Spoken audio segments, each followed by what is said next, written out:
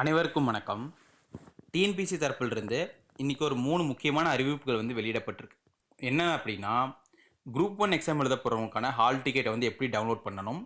So அந்த download பண்ணுறதுக்கு முன்னாடி நாம வந்து என்னென்னலாம் பின்பற்றியிருக்கணும்? அது மட்டும் இல்லாம, இனி வரக்கூடிய காலகட்டங்கள்ல டிஎன்பிஎஸ்சிலிருந்து ஓஎம்ஆர் வந்து எந்த மாரி இருக்க போகுது? அப்படின்னு சொல்லிட்டு குடுத்துருக்காங்க. ஸோ அத பத்தி வந்து இந்த வீடியோல வந்து கம்ப்ளீட்டா பார்க்கலாம். ஸோ வீடியோவ முழுசா பாருங்க. ஃபர்ஸ்ட் டிஎன்பிஎஸ்சியிலிருந்து என்ன சொல்லியிருக்காங்க அப்படின்னா, ஜனவரி 3ஆம் தேதி நடக்க போகிற குரூப் 1 ப்ரிலிமினரி எக்ஸாம் வந்து 32 டிஸ்ட்ரிக்டில் 856 எக்ஸாமினேஷன் ஹால் வந்து கொடுத்துருக்காங்க. அதாவது எக்ஸாமினேஷன் சென்டர்ஸ், ஓகேங்களா? அது வந்து கொடுத்துருக்காங்க அப்படின்னு சொல்லிட்டு வந்து சொல்லியிருக்காங்க. ஸோ இதில் முக்கியமாக நம்ம பார்க்க வேண்டியது என்ன அப்படின்னா, யார் யாருக்கெல்லாம் ஹால் டிக்கெட் டவுன்லோட் பண்ண முடியும் அப்படின்னா, ஆதாரை வந்து ஒன் டைம் ரெஜிஸ்ட்ரேஷன் கூட யார் லிங்க் பண்ணியிருக்காங்களோ அவங்களுக்கு மட்டும்தான் ஹால் டிக்கெட் வந்து டவுன்லோட் பண்ண முடியும். ஓகேங்களா? ஸோ நீங்கள் வந்து ஆதாரை லிங்க் பண்ணல அப்படின்னா போய் லிங்க் பண்ணால் தான் வந்து ஹால் டிக்கெட்டை வந்து டவுன்லோட் பண்ண முடியும். ஸோ அந்த ஆதாரை லிங்க் பண்ணும்போது ரொம்ப பேர் வந்து பிரச்சனை சொல்லியிருக்காங்க. என்ன அப்படின்னா, இது நாள் வர ஒரு சிலர் பார்த்தோம் அப்படின்னா 2-3 அக்கௌண்ட் வந்து கிரியேட் பண்ணி வச்சுருக்காங்க. இப்போது டிஎன்பிஎஸ்சி சொன்னப்போ பார்த்தோம் அப்படின்னா, ஆதாரை வந்து தவறுதலாக வேற ஒரு அக்கௌண்ட்டு கூட லிங்க் பண்ணிவிட்டு இப்போ வந்து அந்த அக்கௌண்ட் வந்து தப்பு, புதுசாக வேற ஒரு அக்கௌண்ட்டுக்கு வந்து ஆதாரை லிங்க் பண்ண முடியல அப்படின்னு சொல்லிட்டு பல புகார்கள் வந்து போயிருக்கு அப்படின்னு சொல்லிட்டு டிஎன்பிஎஸ்சி சொல்லியிருக்காங்க. ஸோ டிஎன்பிஎஸ்சி தரப்பிலிருந்து அதற்கான ஹெல்ப் என்ன சொல்லியிருக்காங்க அப்படின்னா, ஒரே ஒரு டைம் மட்டும்தான் வந்து இந்த மாதிரி தவறுதலாக ஆதார் லிங்க் பண்ணியிருந்தாங்க அப்படின்னா நாங்கள் வந்து அதை கேன்சல் பண்ணிவிட்டு புதுசாக வந்து லிங்க் பண்ணுறதுக்கான ஹெல்ப் பண்ண முடியும் அப்படின்னு சொல்லிட்டு சொல்லியிருக்காங்க.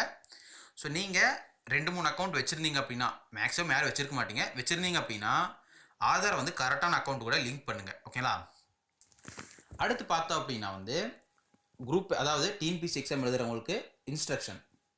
ஃபஸ்ட்டு முக்கியமான இன்ஸ்ட்ரக்ஷன் என்ன அப்படின்னா, இனிமேல் எந்த டிஎன்பிஎஸ்சி எக்ஸாமாக இருக்கட்டும் நீங்கள் பிளாக் கலர் பெனில் தான் வந்து ஷேட் பண்ணணும், ஓகேங்களா? ஸோ இதனால் வர பார்த்தீங்க அப்படின்னா ப்ளூ ஆர் பிளாக் அந்த மாதிரி ஆப்ஷன் கொடுத்துருந்தாங்க. நீங்கள் ப்ளூலையும் ஷேட் பண்ணலாம், பிளாக்லையும் ஷேட் பண்ணலாம். ஆனால் இனிமேல் அந்த மாதிரி கிடையாது. வெறும் பிளாக் பெனில் மட்டும்தான் நீங்கள் எல்லா ஓஎம்ஆர் ஷீட்டில் என்னென்னலாம் ஷேட் பண்ணணுமோ அதை ஷேட் பண்ண முடியும். அந்த பிளாக் பென் யூஸ் பண்ணாமல் ப்ளூ ஆர் வேறு ஏதாவது கலர் யூஸ் பண்ணிங்க அப்படின்னா அதை வந்து செல்லாதது ஆக்கிடுவாங்க அப்படின்ட்டு உங்களுக்கு வந்து வார்னிங் கொடுத்துருக்காங்க இப்போவே. அடுத்து எக்ஸாம் டைமிங், ஓகேங்களா? ஸோ எக்ஸாம் டைமிங் இது வரைக்கும் டிஎன்பிஎஸ்சி எக்ஸாம் போயிருந்தீங்கன்னா தெரியும். எக்ஸாம் 10 மணிக்கு ஸ்டார்ட் ஆகுது அப்படின்னா நீங்கள் 10:30க்குள்ளே வந்து எக்ஸாம் ஹாலுக்கு வந்தாலே போதும், ஓகேங்களா? அது வந்து இது நாள் வரை இருந்தது. ஆனால் இப்போது என்ன சொல்லியிருக்காங்க அப்படின்னா 9:15க்குள்ளே வந்து எக்ஸாமினேஷன் ஹாலுக்குள்ளே நீங்கள் வந்துடணும் அப்படின்ட்டு சொல்லியிருக்காங்க, ஓகேங்களா? ஸோ கொரோனா காலத்தில் கொரோனா இன்ஸ்ட்ரக்ஷன்னாலேயே இருக்கலாம், நீங்கள் 9:15க்குள்ளே எக்ஸாமினேஷன் ஹாலுக்கு வந்து போகிறதுக்காண்டி அதுக்கான ஏற்பாடுகள் வந்து தயாராக வச்சுக்கோங்க. அதே மாதிரி எப்போ வந்து எக்ஸாம் ஹால்ட்டு வெளியே விடுவாங்க அப்படின்னா மதியம் 1:15க்கு அப்புறம் தான் வந்து வெளியே விடுவாங்க அப்படின்னு சொல்லிட்டு தெளிவாக சொல்லியிருக்காங்க. அடுத்து நம்ம பார்க்க போகிறது டிஎன்பிஎஸ்சி தரப்பிலிருந்து வெளியிட்ட மாதிரி ஓஎம்ஆர் ஷீட், ஓகேங்களா? ஸோ இதனால் வர ஓஎம்ஆர் ஷீட் வந்து பார்த்தீங்க அப்படின்னா எப்படி இருக்கும் அப்படின்னா, ஸோ இங்கே வந்து எப்படி இருக்கும், உங்களுடைய டீட்டெயில்ஸ்ல இப்படி இருக்கும். இது கீழே பார்த்தீங்க அப்படின்னா கொஷின்ஸ் எல்லாம் இருக்கும், ஓகேங்களா? ஸோ இதோட பின்பக்கம் பார்த்தீங்க அப்படின்னா உங்களுக்கு வந்து இன்ஸ்ட்ரக்ஷன் கொடுத்துருப்பாங்க. இவ்வளோ மட்டும்தான் வந்து உங்களுக்கு இருந்தது. ஆனால் நமக்கு எல்லாத்துக்குமே தெரியும், போன வருடம் குரூப் 4ல் பல்வேறு மார்க் ப்ராக்டிஸ் வந்து நடைபெற்றது, ஓகேங்களா? ஸோ அதுக்காக அப்போவே வந்து டிஎன்பிஎஸ்சி சொல்லியிருந்தாங்க, நாங்கள் இனிமேல் வந்து பல சீர்திருத்தங்களை கொண்டு வர போகிறோம் அப்படின்னு சொல்லிட்டு. ஸோ அதுக்காக பார்த்தோம் அப்படின்னா இந்த ஓஎம்ஆரில் பல்வேறு இன்ஸ்ட்ரக்ஷன், பல்வேறு ரெஸ்ட்ரிக்ஷன்லாம் போட்டிருக்காங்க, ஓகேங்களா? ஸோ அதை நல்லா வந்து ஒவ்வொன்றா பார்க்கலாம். ஃபஸ்ட்டு இதை வந்து 2 பார்ட்டாக பிரிச்சிருக்காங்க, ஓகேங்களா? பார்ட் 1 பார்த்தீங்க அப்படின்னா நீங்கள் ஆன்சர் பண்ண வேண்டிய இடம், ஓகேங்களா? ஆன்சர், அதாவது கொஸ்டினுக்கான ஆன்சர் வந்து இங்கே தான் வந்து நீங்கள் பண்ணணும். பார்ட் 2 வந்து பார்த்தீங்க அப்படின்னா உங்களுடைய ஜென்ரல் டீட்டெயில்ஸு, அப்புறம் வந்து கொஸ்டின் பேப்பர், இது எல்லாத்தையுமே வந்து எக்ஸாம் முடிச்சதுக்கப்புறம் ஃபில் பண்ண வேண்டிய டீட்டெயில்ஸ் எல்லாம் இங்கே இருக்குது. ஃபஸ்ட்டு பார்ட் 1, ஓகேங்களா? பார்ட் 1ல் பாருங்கள், நீங்கள் ப்ரெசண்ட்டா ஆப்சண்ட்டா அப்படின்னு சொல்லிட்டு இருக்கும். நீங்கள் வந்திருந்தீங்க அப்படின்னா ப்ரெசென்ட் போடுங்க, வரல அப்படின்னா ஆப்சென்ட் வந்து அவங்க வந்து போட்டுருவாங்க, ஓகேங்களா? அடுத்து இங்கே முக்கியமாக பாருங்கள், 5 ஆப்ஷன் கொடுத்துருக்காங்க. ஸோ இனிமேல் வந்து டிஎன்பிஎஸ்சியில் கேள்வியில் 5 ஆப்ஷன் கொடுப்பாங்கன்னு பார்த்தா கிடையாது, ஓகேங்களா? ஆப்ஷன் வந்து 4 தான் இருக்கும். ஆனால் 5வது ஒரு ஆப்ஷன் வந்து ஈன்னு கொடுத்துருக்காங்க. எதற்கு அப்படின்னா நீங்கள் ஏபிசிடி 4மே வந்து கரெக்ட் இல்லை அப்படின்னு சொல்லி நினைக்கும் போது நீங்கள் வந்து இ அப்படிங்கிற ஆப்ஷன் வந்து போகலாம், ஓகேங்களா? ஸோ உங்களுக்கு வந்து எந்த ஒரு கேள்வியும் வந்து 4 ஆப்ஷனில் ஷேட் பண்ணாமல் விடக்கூடாது, ஓகேங்களா? ஸோ டிஎன்பிஎஸ்சி பொறுத்தளவு நெகட்டிவ் மார்க் கிடையாது. ஸோ நீங்கள் எந்த ஆப்ஷனை சூஸ் பண்ணுறதா இருந்தாலும் ஏபிசிடியில் வந்து சூஸ் பண்ணுங்கள், ஓகேங்களா? அடுத்து பாருங்கள், இந்த 5 ஆப்ஷனில் கீழே பார்த்தீங்க அப்படின்னா என்ன சொல்லியிருக்காங்க அப்படின்னா, ஒரு இன்ஸ்ட்ரக்ஷனு எக்ஸாம் முடிஞ்சதுக்கப்புறம் நீங்கள் உங்களுடைய இடது பெருவிரலோட ரேகை வந்து இதில் வைக்கணும் அப்படின்னு சொல்லிட்டு சொல்லியிருக்காங்க. ரேகை வச்சதுக்கப்புறம் அந்த இங்கை வந்து இதில் ஏதாச்சும் பற்ற போகுது, ஓகேங்களா? ஸோ அந்த இன்ஸ்ட்ரக்ஷனும் கீழே தெளிவாக கொடுத்துருக்காங்க. ஸோ அந்த மாதிரி வந்து பட்டுச்சு அப்படின்னா ஓஎம்ஆர் வந்து கரெக்ஷன் பண்ணும்போது உங்களுக்கு வந்து நெகட்டிவ் மார்க்ஸ் வந்து இது போகும், இல்லைனா இன்வேலிட் ஆயிரும், ஓகேங்களா? அடுத்து இங்கே பார்த்தீங்க அப்படின்னா எக்ஸாம், அதாவது இன்விஜிலேட்டர், ஓகேங்களா? ஸோ இன்விஜிலேட்டர் என்ன பண்ணுவாங்க அப்படின்னா தேர்வு முடிஞ்சக்கப்புறம் இங்கே வந்து சைன் போடுவாங்க. இப்போ வந்து இது பார்த்தாச்சு.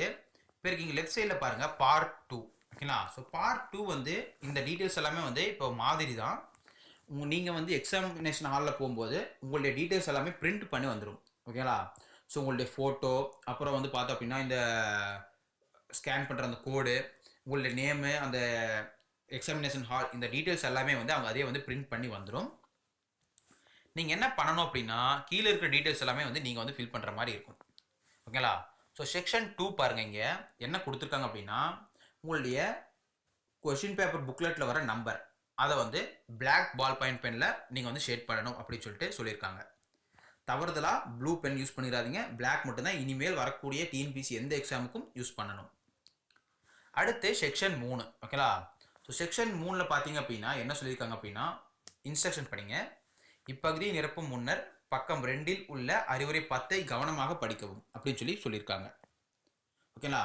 ஸோ அறிவுரை 10 படிச்சிங்கன்னா என்ன சொல்லியிருக்காங்க அப்படின்னா இந்த டீட்டெயில்ஸ் எல்லாமே வந்து நீங்கள் வந்து ஃபில் பண்ணணும் எக்ஸாம் முடிச்சதுக்கப்புறம், ஓகேங்களா? ஸோ என்ன எப்படி ஃபில் பண்ணுறது அப்படின்னா இந்த 200 கேள்வியில் நீங்கள் ஏ ஆப்ஷன் ஒரு 50 சூஸ் பண்ணியிருக்கீங்க, பி ஆப்ஷன் ஒரு 50, சி ஒரு 50 அப்படின்னா அதை வந்து நீங்கள் வந்து எண்ணிக்கையில் வந்து இங்கே எழுதணும்.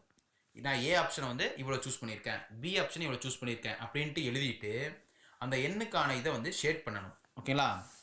ஸோ இதனால் வர பார்த்தோம் அப்படின்னா டிஎன்பிசியில் எப்படி கேட்டிருந்தாங்க அப்படின்னா எவ்வளோ ஆன்சர் பண்ணியிருக்கீங்க, எவ்வளோ ஆன்சர் பண்ணலை, அந்த மாதிரி தான் வந்து நீங்கள் வந்து எழுதுகிற மாதிரி வந்து இருக்கும். ஸோ இனிமேல் எந்த ஒரு இதுவுமே வந்து நீங்கள் விட்டுறக்கூடாது. ஏதோ ஒரு ஆப்ஷன் வந்து ஏதோ ஒரு கொஸ்டினுக்கு வந்து நீங்கள் சூஸ் பண்ணி ஆகணும். ஒரு கேள்விக்கு நீங்கள் வந்து எந்த ஒரு ஆப்ஷனையும் சூஸ் பண்ணாமல் விட்டால் கூட உங்களுடைய பேப்பர் வந்து இன்வேலிட் அப்படின்னு சொல்லி இன்ஸ்ட்ரக்ஷனை தெளிவாக வந்து கொடுத்துருக்காங்க, ஓகேங்களா? ஸோ இது வந்து நீங்கள் வந்து கண்டிப்பாக வந்து ஃபில் பண்ணணும். ஸோ நீங்கள் ஃபில் பண்ணதுக்கப்புறம் இன்விஜிலேட்டர் என்ன பண்ணுவாங்க அப்படின்னா எக்ஸாம் முடிச்சதுக்கப்புறம் நீங்கள் ஏ எவ்வளோ எழுதியிருக்கீங்க அப்படின்ட்டு இங்கே எழுதுவாங்க, பி எவ்வளோ சூஸ் பண்ணியிருக்கீங்க, சி எவ்வளோ சூஸ் பண்ணியிருக்கீங்க அப்படின்ட்டு எழுதிட்டு அதோடைய டோட்டல் நம்பரை அவங்க கவுண்ட் பண்ணி போடுவாங்க, ஓகேங்களா? ஸோ செக்ஷன் 4 வந்து இதை யார் பண்ணணும் அப்படின்னா இன்விஜிலேட்டர் தான் வந்து பண்ணணும். நீங்கள் வந்து பண்ணிடாதீங்க. மேபி அவங்க வந்து சொல்லலாம், ஓகேங்களா? ஸோ நம்பர்ஸ் மட்டும் நீங்கள் எழுதுங்க, நான் வந்து செக் பண்ணிக்கிறேன் அப்படின்ட்டு. ஸோ நீங்கள் வந்து எதுக்கோ கேட்டுட்டு வந்து பண்ணுங்கள். இங்கே தெளிவாக கொடுத்துருப்பாருங்க, ஓகேங்களா? பை இன்விஜிலேட்டர் வந்து தெளிவாக வந்து கொடுத்துருக்கு. ஸோ நீங்கள் வந்து எதுவும் பண்ணாதீங்க. ஆனால் நீங்கள் என்ன பண்ணணும் அப்படின்னா இந்த இடத்துல நீங்கள் ஏ எவ்வளோ போட்டிருக்கீங்க, பி எவ்வளோ போட்டிருக்கீங்க அப்படின்னு எண்ணிக்கையில் சொல்லியிருப்பீங்க. அதை வந்து கரெக்டாக போடுறாங்களா அப்படின்னு சொல்லி வாட்ச் பண்ணுங்கள், ஓகேங்களா? ஸோ மேபி மனித தவறுகள் வந்து நடக்கிறதுக்கான வாய்ப்புகள் வந்து இருக்குது. ஆனால் நீங்கள் வந்து தெளிவாக வந்து உஷாராக இருந்துக்கோங்க. இதுதான் வந்து நீங்கள் பண்ணணும் இந்த இடத்துல. அடுத்து பார்த்துட்டிங்க அப்படின்னா இங்கே செக்ஷன் 5ல் வந்து நீங்கள் ப்ரெசண்ட்டாக ஆப்சண்ட்டாக அப்படின்னு சொல்லிட்டு நீங்கள் வந்து போடணும், ஓகேங்களா? அடுத்து இங்கே பார்த்தீங்க அப்படின்னா அதாவது இது வந்து பார்த்தோம் அப்படின்னா தேர்வு முடிந்த பின்னர் இங்கே வந்து நீங்கள் வந்து சைன் பண்ணணும். அதே மாதிரி இந்த இன்ஸ்ட்ரக்ஷனில் பார்த்தீங்க அப்படின்னா கீழே இங்கே பார்த்தீங்க அப்படின்னா ஒரு சிக்னேச்சர் வந்து இருக்குது, ஓகேங்களா? ஸோ இந்த சிக்னேச்சர் பார்த்தீங்க அப்படின்னா நீங்கள் தேர்வு தொடங்கறதுக்கு முன்னாடி வந்து போடணும். ஸோ ஆக்சுவலாக ஒரு கேண்டிடேட் வந்து 2 சிக்னேச்சர் போடணும். இங்கே வந்து தேர்வு தொடங்கறதுக்கு முன்னாடியும் அதே மாதிரி இங்கே வந்து தேர்வு முடிந்த பிறகும் வந்து சைன் போடணும். இன்விஜிலேட்டர் பார்த்தீங்க அப்படின்னா வந்து இங்கே வந்து தேர்வு ஸ்டார்ட் ஆகிறதுக்கு முன்னாடி, அதாவது இங்கே தேர்வு முடிஞ்ச பிறகும் இங்கேயும் வந்து தேர்வு முடிஞ்ச பிறகும் சைன் போடுவாங்க. ஸோ அதுக்கப்புறம் இன்ஸ்ட்ரக்ஷன் நான் சொன்னது தான் போட்டிருக்காங்க, ஓகேங்களா? என்னென்ன அப்படின்னா வந்து எல்லா டீட்டெயில்ஸ் வந்து கரெக்டாக இருக்கான்னு சொல்லி செக் பண்ணிக்கணும். அதுக்கப்புறம் எந்த ஒரு ஆப்ஷனையும் வந்து விட்டுறக்கூடாது, ஓகேங்களா? உங்களுக்கு ஆன்சர் தெரியல அப்படின்னா நீங்கள் இ ஆப்ஷனை தான் வந்து நீங்கள் சூஸ் பண்ணி ஆகணும். அந்த ஏபிசிடிஇயில் அந்த 5 ஆப்ஷன் ஏதாச்சும் ஒன்று விட்டுருந்தா கூட உங்களுடைய ஆன்சர் பேப்பர் வந்து இன்வேலிட் அப்படின்னு சொல்லியிருக்காங்க, ஓகேங்களா? இங்கே நல்லா பாருங்கள், ஒவ்வொரு கேள்விக்கும் விடையளிக்கும் போதும் ஒரே ஒரு சரியான விடையினை மட்டுமே நிரப்ப வேண்டும். ஒரு குறிப்பிட்ட கேள்விக்கு விடை தெரியவில்லை என்றால் இ என்பதை நிரப்ப வேண்டும். ஏதேனும் ஒரு கேள்விக்கான விடையை நிரப்பவில்லை என்றாலும் கூட உங்களுடைய விடைத்தால் செல்லாததாக்கப்படும், ஓகேங்களா?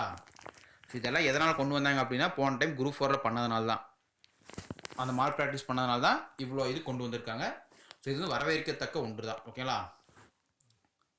ஸோ இந்த இன்ஸ்ட்ரக்ஷனை நல்லா படிச்சு பாருங்கள். ஓகேங்களா? பிளாக் பென்னை தான் இனிமேல் கண்டிப்பாக யூஸ் பண்ணுங்கள். ஸோ இவ்வளோ தான் போட்டிருக்கு. ஸோ ஆல் தி பெஸ்ட், எல்லாம் நல்லா படிங்க. ஓகேங்களா? தேங்க்யூ.